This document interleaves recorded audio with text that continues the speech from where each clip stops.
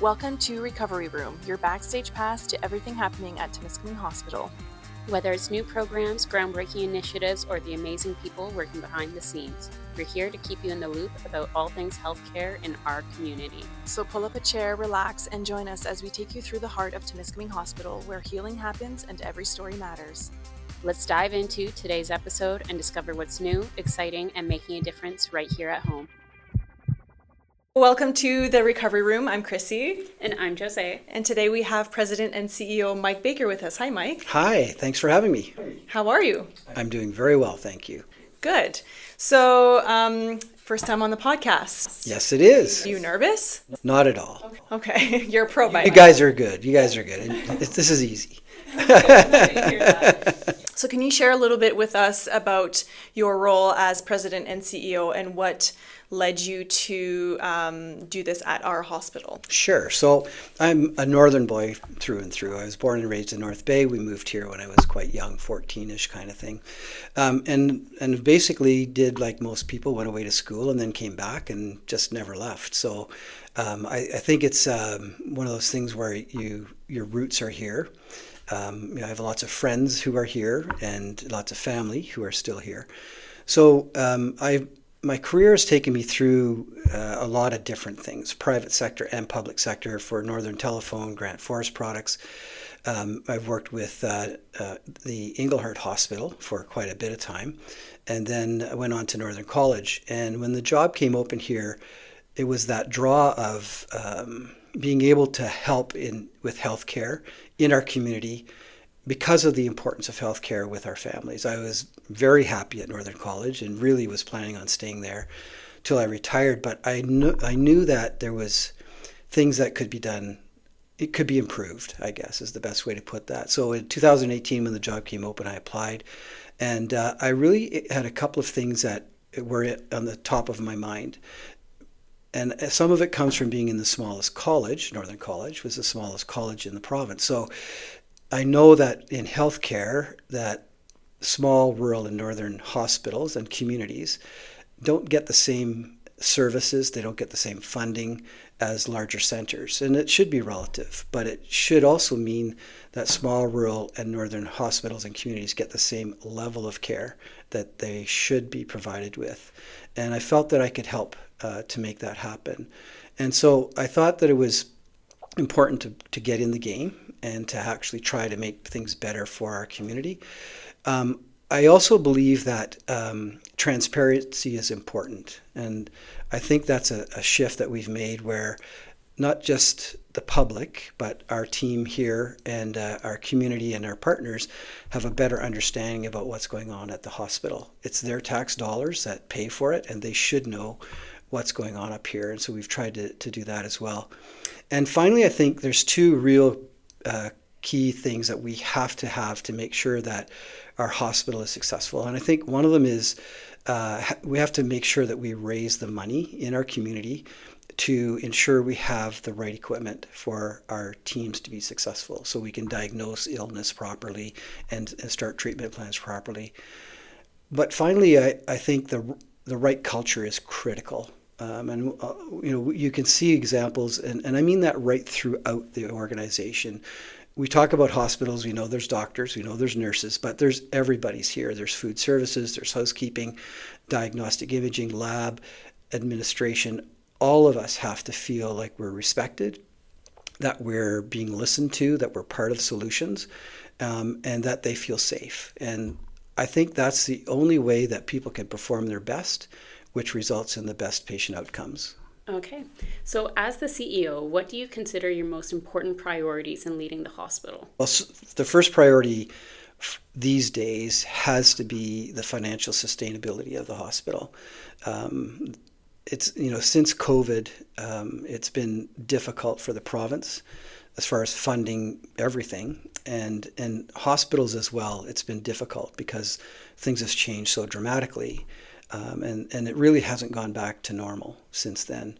So the first thing is to make sure that we're working with the Ontario Hospital Association, the Ministry of Health, Ontario Health North, to make sure that the funding we're receiving is what we need to make sure that our standard of care for our community is at its peak. I think I spend the majority of my time working on that, and those relationships in particular. I think the second priority we just talked about as well is about the culture. Again, we need to promote a safe and collaborative environment for both our patients and the staff. It's not a one solution. It's something that has to keep in mind both patients and the staff. And it starts with having a strategic plan, which we have, that lays out our path forward. And it also has to identify to patients and staff the values we're going to use in order to make decisions, in order to show how we're going to treat each other, and also to set the standards of care that we expect for our community. The third is focusing on our future. We all know that day to day can take the most of our time if we don't try to focus on the future. And that's happened quite a bit, but we want to ensure it's a little bit more difficult to make sure that our future is solid and stay focused on making it solid, which includes things like expanding services that we provide to the community. We've done a lot of work in that area.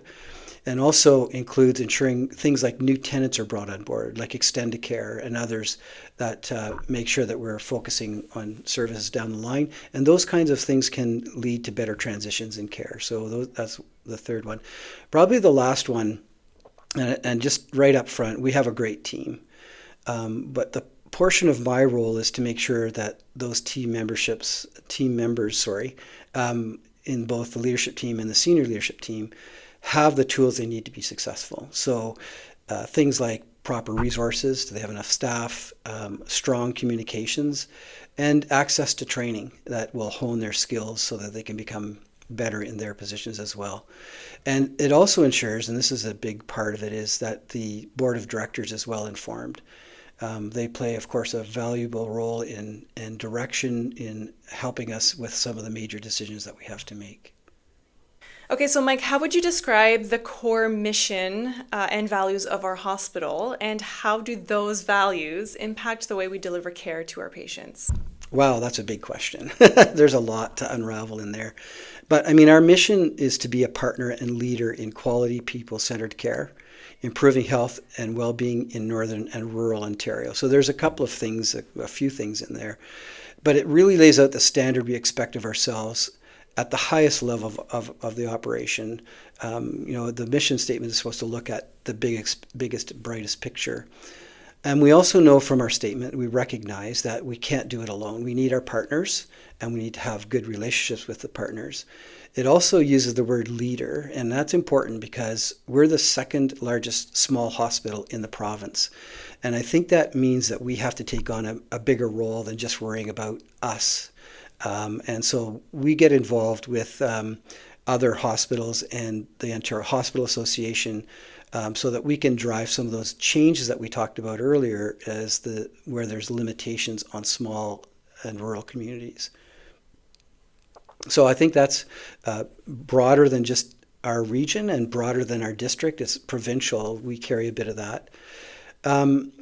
Our focus that also talks about quality, people-centered care, and we have many resources that define what quality-centered care looks like and how to achieve that. Our quality committee structures are very robust, especially for a small hospital. And the proof of how effective those things are is we have reached the highest level of accreditation possible in the last 3 Accreditation Canada audits, accreditation with exemplary standing. It's a very high standard, and we've managed that 3 times in a row, and they're 4 years apart. So for 12 years, we've achieved that kind of standing, and it's proof that those investments work very well. Our mission also means that we need to include patients and family in their care, and so we have developed our Patient Family Advisory Committee. It's very active, and we're looking for even more people to join. We're looking for more projects for them to work on it. But these people have lived experiences in our hospital, and so the best way to improve our care is to use their information because they've been there. I think also finally, our mission recognizes our role as a northern and rural hospital. Again, it has its own challenges, and that motivates us to deal with those challenges because we have to make sure we're not underserved. And that's the problem with some of those challenges that we receive. Values, we have 5 values, and basically they set out the culture for how we're going to make decisions, how we're going to treat each other, and the standards that we're going to provide for care in our community. So adaptability to me means being innovative. Again, small hospitals don't have the funding or the resourcing necessarily, so we have to be innovative in how we solve the challenges that we do face. Basically, no is not an option. We don't not do things that should be done because of the funding. We find ways to do it. And medically stable patient transport system was a key idea that we had to move forward on without government funding, which we've dealt with after the fact. We dealt with Platinum in Sudbury, but we had patients who we could not get to their appointments. And some of those appointments were life-saving appointments in Sudbury for chemotherapy treatments and things like that. So it was just a matter of get on our own, find a solution, make this happen without having all the answers, I guess. Inclusivity, this is one of my favorite ones because it really sets the tone about respect. And I think that's the ground rules of how we're operating and how we become the most effective. It talks about reciprocal dialogue, and I think that's something that's sadly lacking in our society today. It means that we can agree to disagree. It means that we can engage in positive, constructive discussion and respect each other's views without, regardless of whether or not we agree with them, no matter how much they differ from our own. Something that I think needs to be worked on, but we treat that very specially here. It's a important part of our fabric, and then that way we can all work together to come up with better solutions for the way that we treat each other and make sure that patients are treated equally. Accountability, I think, is another key one. Assigns responsibility to all of us as leaders to ensure we are using integrity and transparency to make decisions, and feel that we are making decisions in the best interest of people. And what's interesting is that it's focused on the people we are serving. It's not focused on us. It's focused on us providing the service to those people and the outcomes that they require.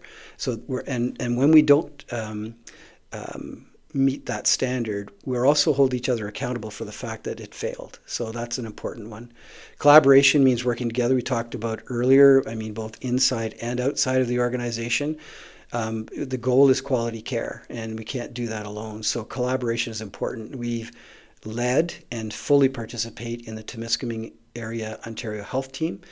We work with the Ministry of Health, Ontario Health North, and the Ontario Hospital Association are all important external partners in the collaboration that we go through. But it's just important for us to collaborate internally and optimize the solutions that we need to put in place to improve care. We have several formal and also informal committees, and communications tools that drive our internal collaboration. And the final value, I think, is the strongest one, is quality. We have to have a strong quality program in order to deliver the best care. And I particularly like the way we've talked about proactively engaging in evidence-informed approaches. Those things are so critical. Proactively, that means that we will reduce the times that we get surprises, and it'll allow us to act quicker when things occur. So we're a little bit more fleet of foot, if you will. But it also, what's important is that we take the time. That gives us the time to take the time to do the evidence-based approach. You have to find out this is science. Healthcare is a science, and we need to make sure that we're using the science and the evidence to make our decisions with. Okay, so can you talk about some of your proudest achievements or milestones that you have reached during your time here as CEO? Sure, Jose, for sure. Probably the first one was the reinstatement of the cafeteria. To me, it was a needed factor, and we did a proper business case, brought it to the board, they approved it. There were some non-monetary items, I think, that weren't being looked at, that values, things like creating a team environment, the effect it was having on morale. also have to be factored into that. So that was important. This probably one of the first things I worked on when I came is restoring the relationship with the Bikers Reunion. It was one of my first priorities. That relationship in such our community is so vital, and I think it now, with a lot of work, has us where we should be in that relationship. Absolutely. Yeah. Bikers is good to us for sure. And there's a lot of history there, and it took a lot of work to get there, but it was well worth the effort. The other one that is key to me is having Keepers of the Circle and Minimishkiki Indigenous Health Team move to the hospital. It was an accomplishment that I'm very proud of. It tells people, it's a very clear message that the hospital is providing access to communities that need that access, as we should be. It's equal access. And it also tells people very proudly that we are working genuinely on truth and reconciliation, and they've been a great partner, and it's been a real success, I think. There's probably two more milestones that I think our culture and our ability to recruit valuable team members, and that's throughout the organization, whether it's physicians, nurses, in all of the areas we talked about earlier. For example, we've been so successful that we've been able to eliminate agency nursing, which is, I mean, they served a great purpose when we needed them, but this is a feat that's not achieved by many. And I think we're getting nurses coming to us, for example, as well as other areas, but nurses in particular, to us when they have a lot of choices out there. They could go anywhere, but they're coming here, and in such a volume that we actually were able to get rid of agency nursing, which is a goal that we've had for quite a while. And finally, I think we talked about restoring relationships. I think those are critical, and we've restored the relationships with our community, with the government, with our partners. Those things are important, and another telltale that they've worked is, we've been very successful in getting proper funding for this hospital when the initial thrust is always to cut services to balance the budget, and we have not done that. We've expanded services and continued to push the government to properly fund the operation. What a great list. Those are all things we should absolutely be proud of. So, Absolutely. yeah, great job. Great work, Mike. It's been a great team effort for sure. Absolutely. So, looking ahead, what excites you the most about our future for the Timiskaming Hospital, and how do you envision it evolving in the coming years? Awesome. That's a good question. The future is I think is very bright. It's very difficult right now in healthcare, totally in general. But what excites me about our future is the strength of our team. And I'm talking about the whole team. I'm talking about from the frontline workers in all departments to the professional staff, the physicians and the midwives, and our administration as well. I'm really excited about our ability to manage the challenges that are coming. We know they're big everywhere, but we've used our values to lead us into that future. And a great example of how we've navigated some of these difficult situations is our surgical program. We've done well in getting as good a surgical coverage as we possibly can, given all of the pressures that are involved in achieving that. But more importantly, we've worked hard to proactively develop an alternative funding program. We will have 2 full-time surgeons on our team, the first of which is going to join us in August of 2025. So that's huge. Yeah, that's exciting news for sure. We're really excited about that, that's for sure. Exactly. Very excited about that, yeah. Exactly. A lot of work, a lot of legwork. Yes, but worth it for sure. Absolutely. Yeah, great. Okay, so is there anything else you would like to share with us about our future plans or any upcoming initiatives that will be happening here at Timiskaming Hospital? Yeah, absolutely. We've talked a little bit about the impact on the community is having on our ability to raise money for equipment in the hospital. Like the generosity of our community, and I've said this a million times, is incredible, especially given the size of our community. It's an amazing thing to witness. It's not only evidenced in the amount of money we've been able to raise, but it's the breadth of the commitment. It's the way people are finding ways to be effective and be able to provide money to the hospital for these things. The responses we get, it's a telltale as well when the physicians who come from other centers are surprised pleasantly by the equipment that they have. And I think it's important because it brings them back. They feel more confident in the treatments that they're giving, in the diagnoses that they're giving because of the equipment we provide to them. On the breadth, it's kind of interesting. We have the support of the typical big players in the community and the mid-range players and everything. But we also have, for example, 2 young ladies who have made their own products and sold their own products and then brought the money to the hospital, in both cases, to provide to patients while they're here for their care.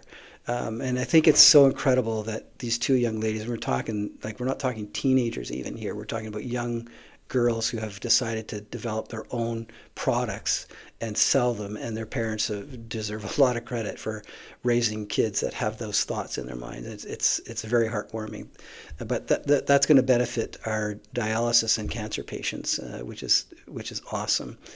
Another example of the breadth of it is, we recently had a person who had her birthday party and was celebrating it, and asked all of her invitees, friends, to bring a donation for the hospital rather than bring a gift. And so she ended up providing money that way. And I just think that tells you that people are well engaged, they understand the need, and they're fully engaged in developing it. And they've come up with these unique ideas. I think that's fantastic. Every single dollar counts, as we know. So I think that's important. And I think, as I said just a minute ago, I think you can tell that we're investing the donation dollars well, and we hear it frequently because the doctors and the others who work in other sites that come here talk about the quality of the equipment that we have, and we know that results in better patient outcomes for sure. And so probably in closing, I would just like to thank again our amazing community and also our amazing team. I look forward to moving through to the future with you. Great answer, Mike. Okay, so last question for you, completely irrelevant to anything that we just talked about. But people want to know, what do you like to do on your spare time, or do you have any fun facts that you'd like to share with us? Thank goodness it's not singing, but I enjoy golf. If I could do one thing, that's what I enjoy. But we're very fortunate, Carol and I, to live on a lake. And we have a lot of friends on the lake, and we also have friends, each of us have friends that go back to high school. Living on the lake. So we have a very active social life, and that's probably what takes up a lot of our time. We're very close to family, so we have family in the area, so a lot of the social aspects of it. But golf is my big thing that I like to do and enjoy tremendously, and I wish I was a lot better at it. Well, I think we did okay at the golf tournament. We did. We won. We did, yeah. Second place. Well, second place. Yeah, we were right there. Yeah, I mean, we couldn't win first place. That would look bad on us. Oh, no, exactly. That would have been bad. There would have been cat calls, I think. Yeah. There probably were even at second place. Okay, so that's it for today. Thank you so much for joining us. I hope this was fun and not too stressful. It was relaxing. Oh, good. That's good. That's what we like to hear. Is there anyone that you'd like to see on this podcast? Boy, you know what? I think a guy like Brent Gabani would have a lot to say. We tried to bribe him to come on, and he said no. So shocking. Not really. So no, I've seen the list of people you're talking to, and I think this is great. I think it's perfect that people get a chance to talk a little bit about what they do, and they can be proud of their accomplishments. I think it's excellent. I think it's a great platform for people, and I think it's also a great platform for people who watch it, because they get a chance to see other people that are involved in the business, and maybe they'll get a chance to understand a little bit more about the hospital than they do today, and that it's bigger than there's a lot of people and a lot of different skills that are required to make this work. So. Yeah, well, we're excited to have everyone on this podcast, and hopefully everyone enjoys watching us as much as we enjoy doing these, right, Joe? Absolutely. And it's a fun way to get to know people outside of our department too, right? True. Yeah, exactly. It gives you a new appreciation. It takes a village, right? It really does. Yeah. All right. Well, thank you so much for watching, and have the best day.